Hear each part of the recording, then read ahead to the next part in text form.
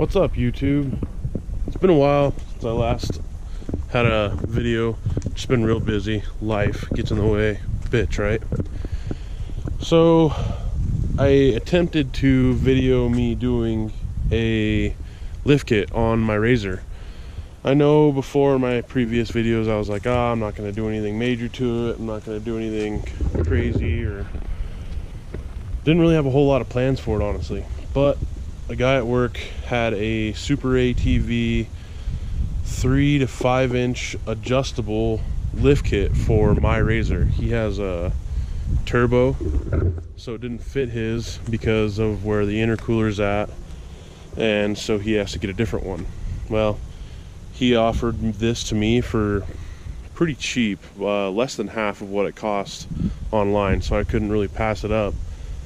But yeah, so I tried to do that. It ended up getting late, so I didn't get all of the footage. So after you guys watch what little I did show, I'll do a walk around. You guys can check that out, and I'll kind of go through and explain the good and the bads of it. See you guys in a sec.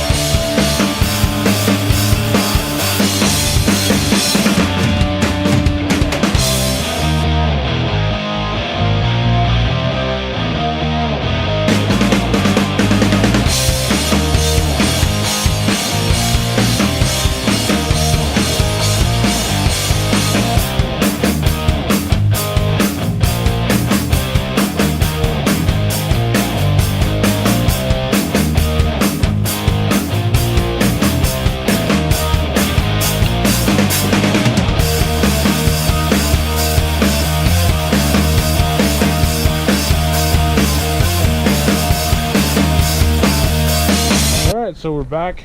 We're gonna do the front first, and I actually already went through and I figured out all the sizes on everything. So the front shock bolts are 15 millimeters, so it's 15 millimeters on the stock bolts, and then you'll pull those off. Obviously right in here you'll see that bolt, or you can look at it from up in here, and you'll see right here, and on the back side is the nut. So I'm getting ready to jack it up. Oh, and there's the mount that just fell. But I'm gonna jack it up really quick and get the tires off the ground, and I'm gonna get started. So I was gonna record everything. You gotta have two hands, but anyway, so this right here, that harness is hooked right there. It's hooked down here on the bottom, and it's hooked, where is my hand, down here, right where that's at. So it's hooked right there too. So all I did is broke those off the zip ties and pulled it down hard enough, and then I snuck it in from over there out, and then pushed it up under, because this actually straddles your frame in there. So anyways, you got your stock bolt, where your stock bolt was, or no, sorry, where your stock bolt was, right down there. You can't really see it, but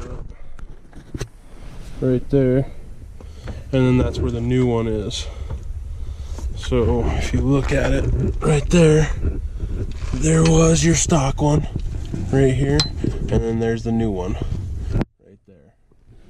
So, and the way I had to do that is I measured the threads on those, and then I, you know, screwed them all the way up to it, and I pulled down as hard as I could, and then brought it in through up here, and those brass grommets or the brass and rubber grommets got stuck.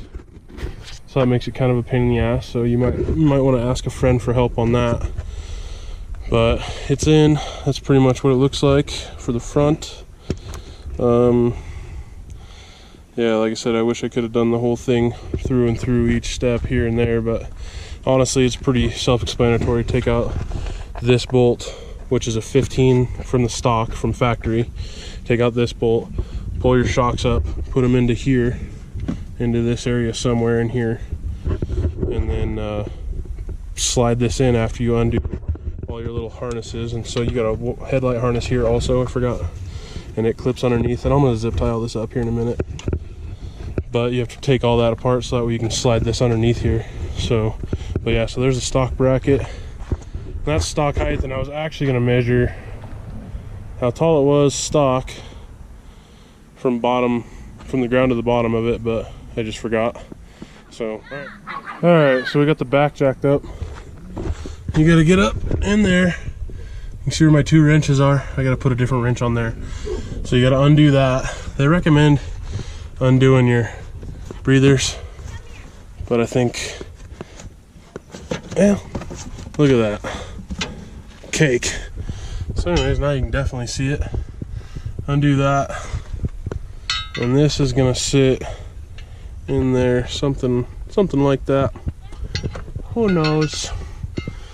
But all right, so got her jacked up, and I'm gonna try to undo those, and we'll be right back. So as you saw, kind of getting a little dark towards the end of the night there, and of course, you know, how to get those beers in and how to get the fire lit, you know, priorities, right? So I'm gonna do a quick walk around. Some of it's gonna be going back over what I had already showed you in the video, but this way I know that I showed you guys everything. And yeah, so the front end wasn't too fun, I guess I would say. And I mean, because it's pretty tight in there. It's you know, like I showed before, I know I showed that this cross member bracket, and all it is it just, you know, folds up around the actual frame right there, bolts up in your stock mounting spots right there on that bolt, and right there on that bolt. I don't know if you guys can see it. And then you choose the other mounting locations, because you have this bolt right here, which is the 3-inch.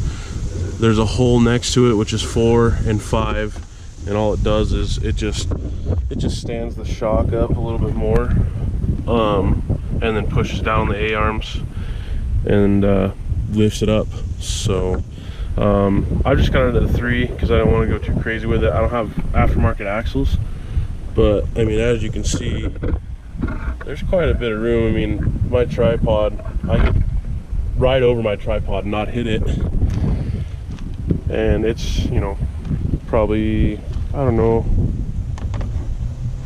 2 foot tall, and I wouldn't have to worry about a thing. So I mean, that helped. Sorry about that, just got everything up in there while see, they didn't even get it on right because I'm stupid. Dumbass. Don't you love that? Yep, exactly. See, pain in my ass. There we go. Too good for your home? Anyways, so that's the front. Nothing super spectacular. The back is what I really missed. I kind of showed you where it was going to be taken apart and everything and all that good stuff. But up in there, kind of dark once again, but you see the 2 bolts. You see the U-bolt pieces sticking out there, and that bracket, and it does the same concept there. You got the 1 bolt right here, that's 3 inches, 4 where the hole is.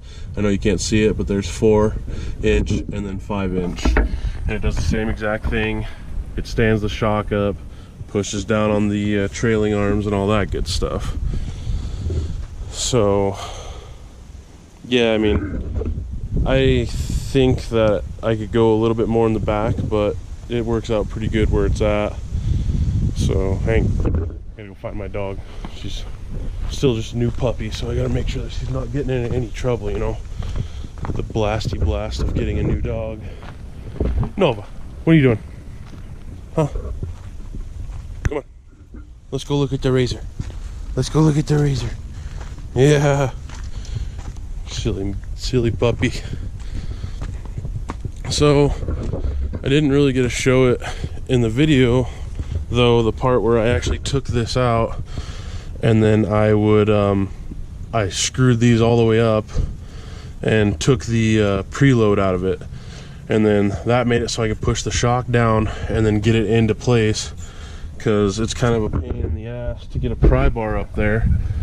Sorry, keep going crazy with the camera, my dog's wanting to be played with.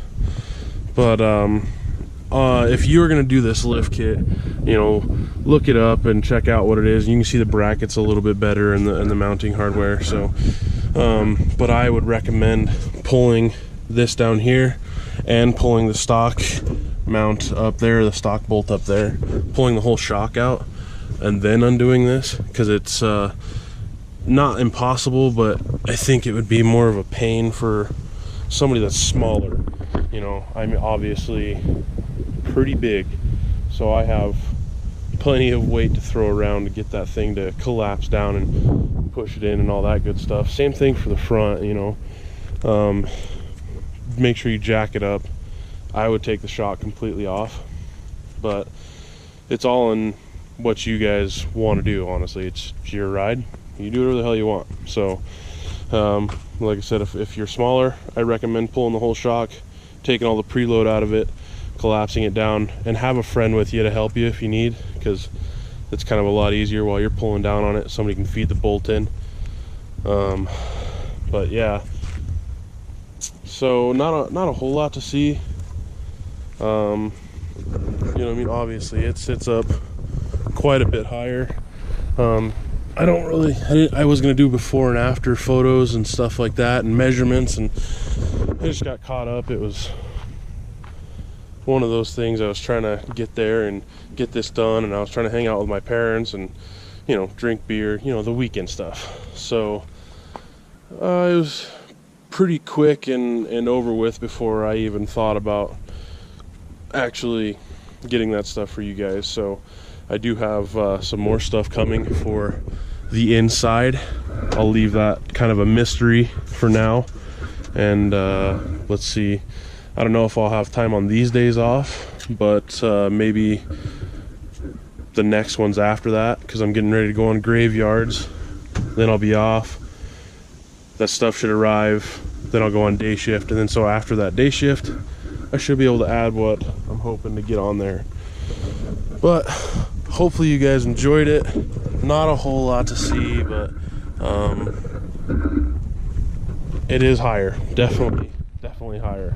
It rides stiffer, and it's definitely a little creepy when you're doing donuts or something like that, but all in all, pretty worth it. So check them out.